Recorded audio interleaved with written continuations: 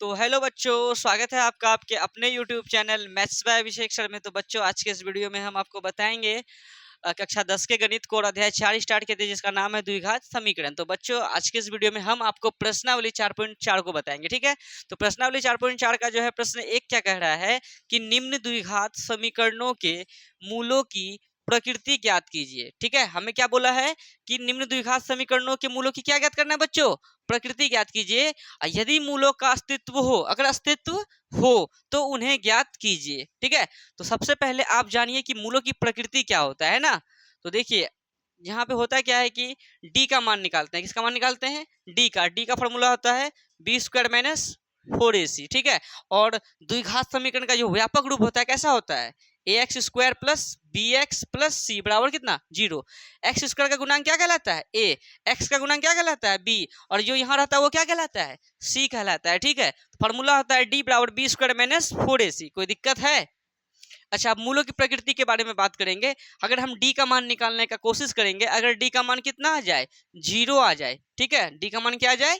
0 आ जाए, तो मूलों की प्रकृति क्या होगी समझो। मूलों की प्रकृति, ठीक है, ऊपर लिख दिए मूलों की प्रकृति। अगर डी का मान 0 आ जाए तो मूलों की प्रकृति होगी वास्तविक, वास्तविक और क्या होगी? समान, ठीक है। अगर डी का मान कितना आ जाए? 1 2 3 4, यानी किस में आ जाए? प्लस में आ जाए डी का मान, तो मूलों की प्रकृति जो होगी वास्तविक तो होगी, और क्या होगी? समान के जगह में क्या हो जाएगा? असमान। और ठीक है। अच्छा, समान का मतलब क्या? बराबर। असमान का क्या मतलब? बराबर नहीं, यानी भिन्न। भिन्न का क्या मतलब? बराबर नहीं है, भिन्न भिन्न प्रकार का है, यानी अलग अलग प्रकार का है। कोई दिक्कत है? अच्छा, अगर डी का मान किस में आ जाए? -1 -2 -3 या डॉट डॉट कुछ भी माइनस में, यानी माइनस में अगर डी का मान आ जाए तो मूलों की प्रकृति क्या होगी? कोई वास्तविक मूल नहीं होगा, यानी मूलों की प्रकृति क्या होगी? काल्पनिक। मूलों की प्रकृति क्या होगी? काल्पनिक, या क्या रे? अवास्तविक होगी, या इसको बोल सकते हैं कोई वास्तविक, ठीक है, मूल नहीं होगी। तीनों में से कोई एक तो बात को लिख देगा वो भी चलेगा। अगर डी का मान 0 आए तो मूलों की प्रकृति कैसी होती है? वास्तविक और समान। अगर डी का मान प्लस में आए तो मूलों की प्रकृति देखो, डी का मान 0 आए या प्लस में आए, वास्तविक तो दोनों में होगा, लेकिन अगर बराबर 0 आया है तो समान, और प्लस में 1 2 3 4 5 आया है तो असमान। और डी का मान अगर माइनस में आ जाए तो काल्पनिक बोलो या अवास्तविक बोलो या कोई वास्तविक मूल नहीं होगी। ये हो गया मूलों की प्रकृति। ये सब कोई दिक्कत है? और डी का फॉर्मूला होता है बी स्क्वायर माइनस 4ac, और एक्स स्क्वायर के गुणांक को कहते हैं ए, एक्स के गुणांक को कहते हैं बी, बाकी जो बचा वो कहलाएगा सी। ये बात को आप अच्छे से याद कर ले, क्योंकि आपके फाइनल एग्जाम में यहाँ से फिक्स, एकदम नो डाउट फिक्स, यहाँ से पूछेगा ही पूछेगा। ऑब्जेक्टिव पूछता है यहाँ से कि समीकरण दे देगा, इस टाइप का बोलेगा कि मूलों की प्रकृति निम्नलिखित में है, ऑप्शन देगा वास्तविक और समान, वास्तविक और असमान, काल्पनिक, इनमें से कोई नहीं, या इनमें, यही सब टाइप का रहेगा। समझा ना? अब समझो ये कि निम्न द्विघात समीकरणों के मूलों की प्रकृति ज्ञात कीजिए। चलो मूलों की प्रकृति ज्ञात करते हैं। यदि मूलों का अस्तित्व हो, अस्तित्व कब होता है? देखो, जब 0 आ जाए। क्या आ जाए? 0 आ जाए। जब डी का मान 0 आ जाए या प्लस में आ जाए ना, जब डी का मान क्या आ जाए? 0 आ जाए या किस में आ जाए? प्लस में आ जाए, तो उसका क्या होगा? अस्तित्व होगा। अस्तित्व असत संयुक्त स्वीकार तो वो संयुक्त अस्तित्व, ठीक है, तब उसका अस्तित्व होगा। समझा? अगर माइनस में आ जाए तो उसका अस्तित्व नहीं होगा। कोई दिक्कत है? चलो अब हम करते हैं हिसाब को। जैसे कि 2x square minus 3x plus 5 बराबर 0 है। यहाँ बता एक्स स्क्वायर का गुणांक 2 है, यहाँ एक्स स्क्वायर का गुणांक क्या कहलाता है? a। तो यहाँ पर a का मान कितना हो गया? 2। x का गुणांक क्या है? -3 ये 5 क्या है? c है। बोलो, खाली बचा सी हो गया। तो फार्मूला क्या होता है? डी। देखो, मूलों की प्रकृति जैसे ही निकालने बोले तो तुम क्या निकालो? डी निकालो। डी बराबर क्या लिखेंगे? B square minus 4ac। B square, B कितना है रे? एक्स का गुणा बी गलत है, कितना? -3 का स्क्वायर माइनस 4 इंटू ए कितना है? अच्छा, ए कितना है बताओ तो? कोई बात नहीं, उसको टिपो ना रे बीच में, तब धुंधला खत्म होगा। सही है? तुमको बीच बीच में टिपना है, ठीक है। जैसे ही धुंधला देखो तो तुम अपने आप से करो उसको, हमको बोलना बाद में, जब नहीं होगा तो बोलना, ठीक है। देखो, बी स्क्वायर, बी का मान -3 है, -3 का स्क्वायर -4 इंटू ए कितना है 2 इंटू सी कितना है 5, तो -3 का स्क्वायर कितना रे 9, और ये माइनस माइनस लिख दिए, 4 दूनी 8, 8 पंचे 40। अब बताओ 9 माइनस 40 क्या था होगा माइनस का 31, क्या प्लस जीरो आया या प्लस में आया? अगर जीरो और प्लस होगा तो ही उसका अस्तित्व होगा, अगर अस्तित्व होगा तो उन्हें ज्ञात करें, मतलब वैसे द्विघात सूत्र विधि लगा दो या गुणनखंड विधि लगा दो या पूर्णवर्ग विधि लगा दो, किसी भी विधि से उसको सॉल्व करेंगे कब, जब अस्तित्व होगा तब, अस्तित्व है ही नहीं। लेकिन उससे पहले हमें कहा गया था कि मूलों की प्रकृति बताइए, आ गया माइनस में, डी का मान किस में आ गया रे, डी का मान किस में आ गया माइनस में, अगर डी का मान माइनस में हो तो मूलों की प्रकृति क्या होती है, काल्पनिक होती है या अवास्तविक होती है, तो क्या लिख देंगे, चूंकि डी का मान जो है ना क्या हो गया, जीरो से छोटका हो गया, जीरो से क्या हो गया छोटका हो गया, इसीलिए जो है ना मूलों की प्रकृति क्या होगी, मूलों की प्रकृति क्या होगी, अवास्तविक होगी, या काल्पनिक लिख सकता था, या कोई वास्तविक मूल नहीं होगी, कोई दिक्कत है? आपका प्रश्न 1 हो गया क्लियर। अब जो है मतलब 1 का पहला हो गया क्लियर, इसमें 3 हिसाब था, तो अब 2 और 3 को करेंगे, तो पहले आप इनको उतारें फिर दूसरे और तीसरे को करते हैं, ठीक है? तो फटाफट इनको उतारिए।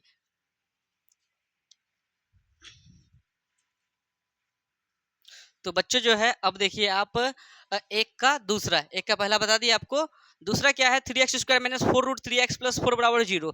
इनका भी जो है पहले मूलों की प्रकृति ज्ञात करना है, उसके बाद अगर मूलों का अस्तित्व होगा तो उन्हें ज्ञात करना है, ठीक है?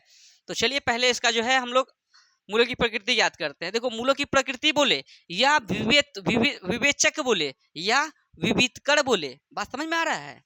तो इसका मतलब क्या निकालिए, डी निकालिए। एग्जाम में क्या पूछता है कि समीकरण इतना के विवेचक हैं, विवेचक का मतलब क्या, डी का मान बताइए कितना होगा, क्या समीकरण इतना इतना का विवितकर है, इसका मतलब क्या निकालिए, डी निकालिए। समीकरण इतना का प्रकृति है, फिर भी किस में जाएंगे, डी में जाएंगे, बात समझ रहा है ना? तो देखो इतना का जो है सबसे पहले हम लोग क्या निकालेंगे, डी का मान निकाल के देखते हैं, विवेचक। तो सॉल्व लिख देंगे,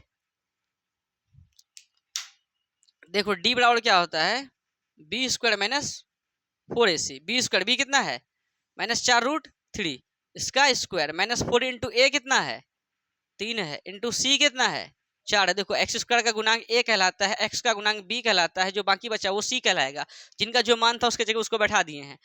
देखो -4√3 का स्क्वायर का मतलब -4√3 गुना -4√3, दो बार गुना, तो माइनस गुना माइनस प्लस, 4 चौके 16, √3 गुना √3 √9, 16 16 लिख दो, बीच में गुना क्या गुना, 16 9 का वर्गमूल कितना है 3, 16 तिया 48, तो -4 का स्क्वायर 16 √3 का 3, तो 16 तिया 48 माइनस 4 तिया 12 चौके 48 में 48 चले गया, कितना हुआ, यानी ये जो डी का मान हम लोगों का कितना आ गया 0।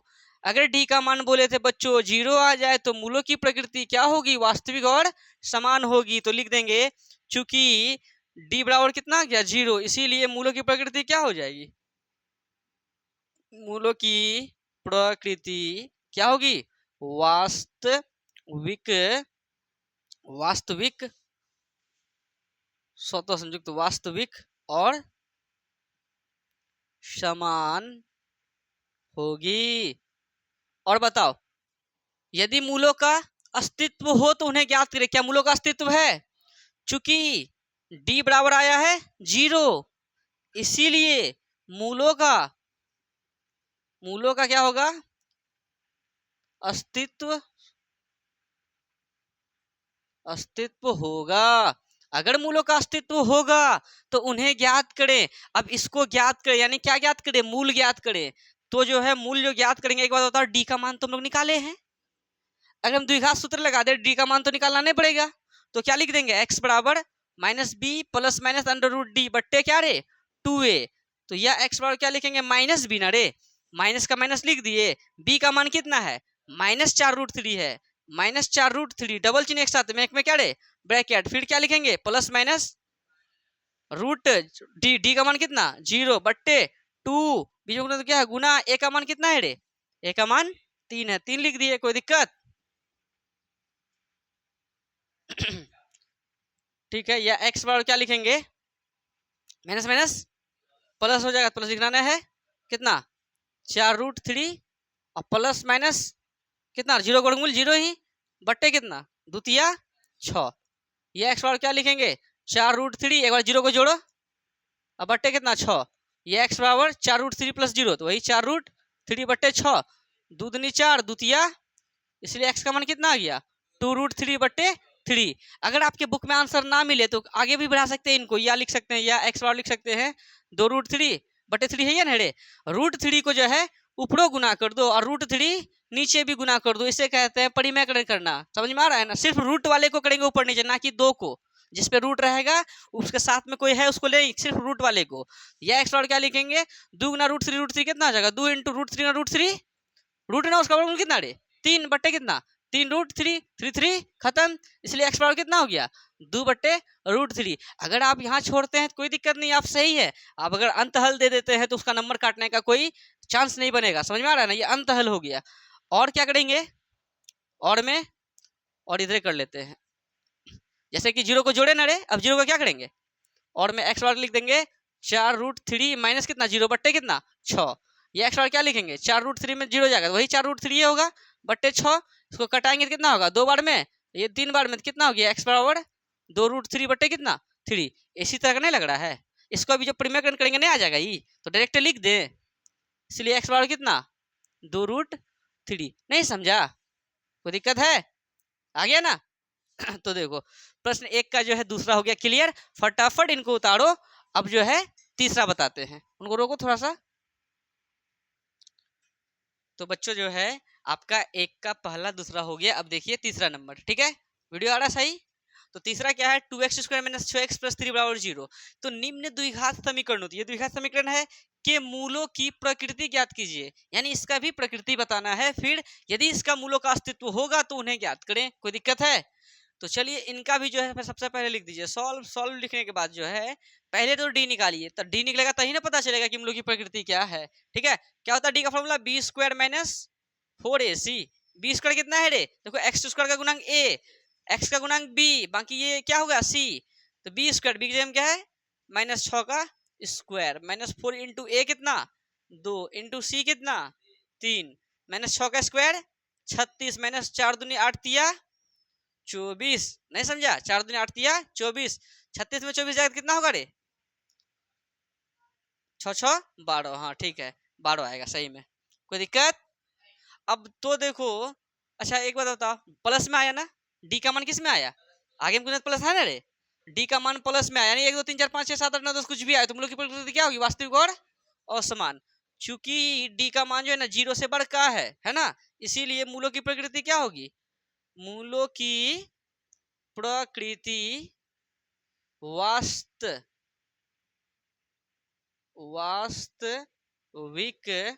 और क्या होगी समान होगी, समान होगी, मूलों की प्रकृति वास्तविक और समान होगी।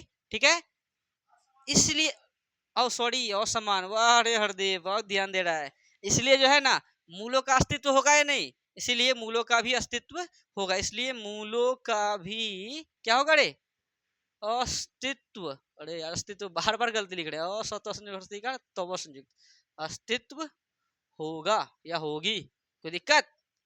अगर मूलों का अस्तित्व है तो उन्हें क्या करें ज्ञात करें, तो इन्हें हमें ज्ञात करना है, तो डी का मान हम निकाल चुके थे, ऐसा करते हैं तो लगा देते हैं द्विघात सूत्र विधि।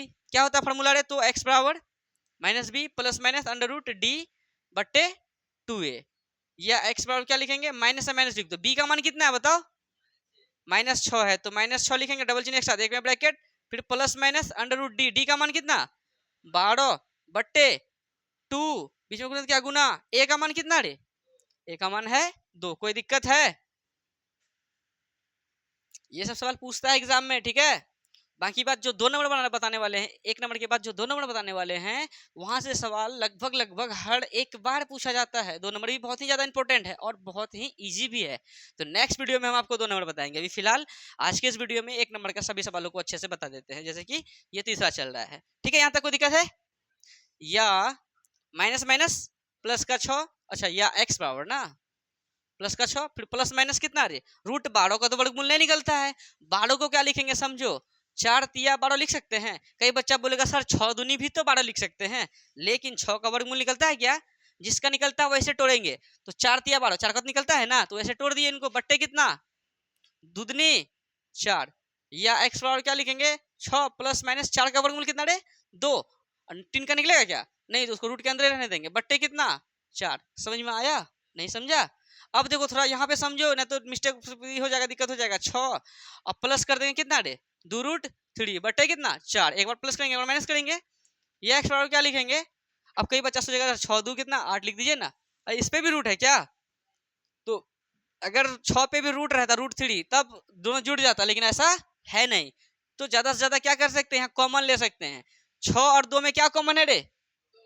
2 ले लो, ब्रैकेट लगाएंगे, 2 ले लिए, क्या बचेगा? द्वितीय मतलब 3 प्लस, नहीं समझा? कॉमन लेना तो भाग देना, 6 में 2 से भाग देंगे 3 होगा, प्लस फिर इतना में 2 से भाग देंगे, 2 खत्म हो जाएगा, क्या बचेगा? √3 बट्टे कितना रे? 4। अब 2 से कितना बार में कटेगा? 2 बार में, बोलो। इसलिए एक्स का मान कितना आ गया? 3 प्लस √3 बट्टे कितना रे? 2। एक ये आया, समझ में आया? और क्या करेंगे? एक्स बराबर क्या लिखेंगे? प्लस का 6 लिए थे, प्लस लिए थे ना, अब क्या लेंगे? एक्स बराबर क्या लेंगे? 6 माइनस 2√3 बट्टे कितना? 4। ये एक्स बराबर क्या लिखेंगे? ये दोनों से क्या कॉमन है? 2 कॉमन है, यहाँ क्या बचेगा? द्वितीय 6 मतलब 3 माइनस 2 ले लिए, क्या बचेगा? √3 बट्टे कितना रे? 4। फिर 2 से कितना बार में? 2 बार में, नहीं समझा? इसलिए एक्स का मान कितना आ गया? 3 माइनस √3 बट्टे कितना? 2। कोई दिक्कत नहीं समझी? तो आपका जो है प्रश्नावली 4.4 का प्रश्न 1 का पहला, दूसरा, तीसरा आपको अच्छे से समझ में आ गया होगा। सबसे मेन है आपका ये याद करना। अगर आप ये याद कर लीजिएगा तो हिसाब तो फटाफट फटाफट बन जाएगा, ठीक है? तो सबसे पहले आप अपने कॉपी में इसको भी नोट डाउन जरूर कर लीजिएगा। बाकी बात ये सब तो अपना हल है, ठीक है? अगर आपको कहीं भी डाउट हो तो आप हमें कॉमेंट कर सकते हैं। उसके बाद अगर बहुत ज्यादा अगर दिक्कत है तो वीडियो को थोड़ा सा पीछे कीजिए, फिर से वीडियो को देखिए, आपका डाउट हो जाएगा खत्म। अगर वीडियो अच्छा लगे तो आप अपने सभी दोस्तों के साथ शेयर जरूर करें बच्चों। ठीक है बच्चों, मिलते हैं नेक्स्ट वीडियो में। धन्यवाद।